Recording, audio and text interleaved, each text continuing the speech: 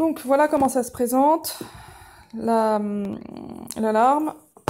Donc l'émetteur qui est un smartphone en fait, un smartphone durci résistant eau et poussière, spécialement dédié à ça.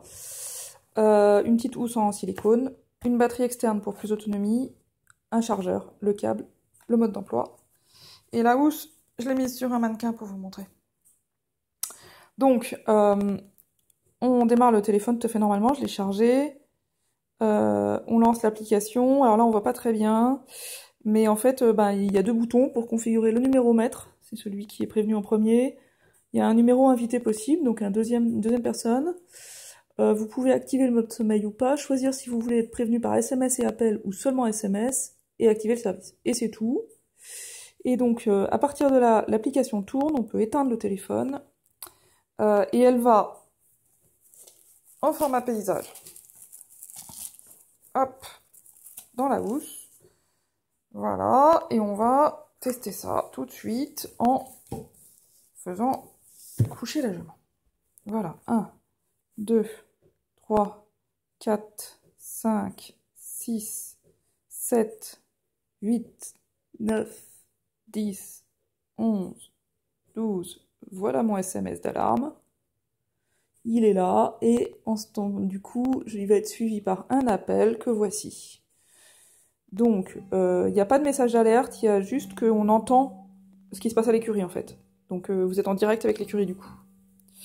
Voilà, et à partir de là, elle va vous prévenir toutes les 1 à 2 minutes, tant que la jument est couchée, ne se relève pas.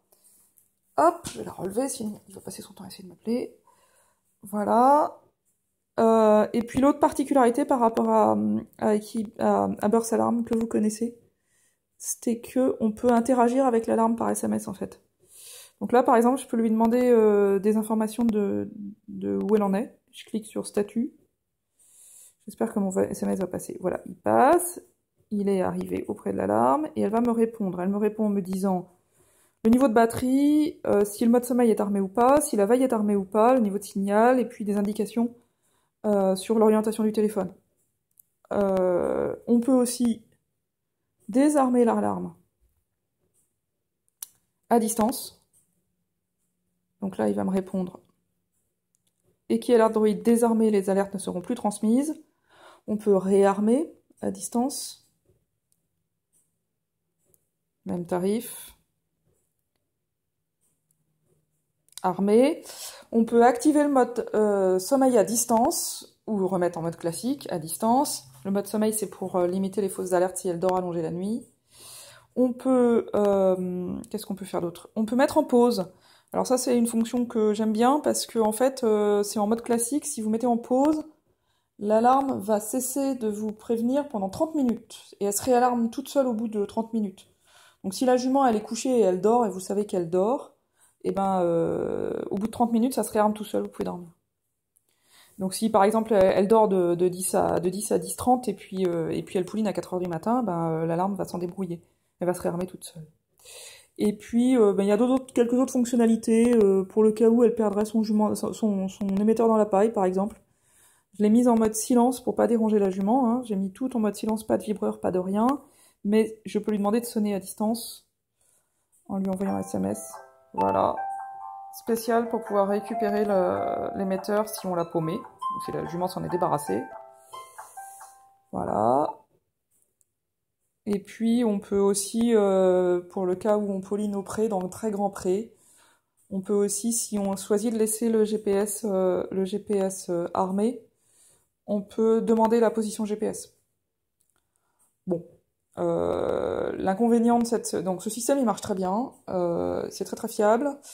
Ça va marcher vraiment pareil qu'une Burst Alarm pour vous, avec une façon de le faire différemment, hein, puisque du coup c'est pas du tout un appareil dédié, c'est une application qui tourne sur un téléphone. Le téléphone il est en bon état. L'inconvénient par rapport à une Burst, c'est que vous avez moins d'autonomie. Et donc, comme c'est un téléphone, le téléphone, c'est pas l'application qui le fatigue, mais la consommation habituelle normale du téléphone fait que ça va consommer pas mal d'énergie, et donc en général, on tient sur ce téléphone, on tient 3 à 5 jours, selon si la jument se couche beaucoup ou pas. Moi, la façon dont je fonctionne, du coup, c'est que je prévois de le recharger tous les jours. Sinon, vous pouvez aussi fonctionner avec la batterie externe et du coup mettre la batterie externe avec le téléphone dans la housse en fait. Ce qui fait que tous les jours à la ration, moi je charge le téléphone, je charge la batterie, je veux dire, et quand j'arrive le soir, je mets le téléphone à charger sur la batterie et comme ça c'est 24/24. Bon, c'est un petit coup à prendre, c'est par rapport à Burst Alarm, pour ça, clairement c'est un inconvénient. Par contre, moi j'aime bien les fonctionnalités autres, le fait de pouvoir armer et désarmer à distance, c'est assez plaisant. Et c'est assez fonctionnel. Voilà, tout ce que je peux vous dire sur le sujet.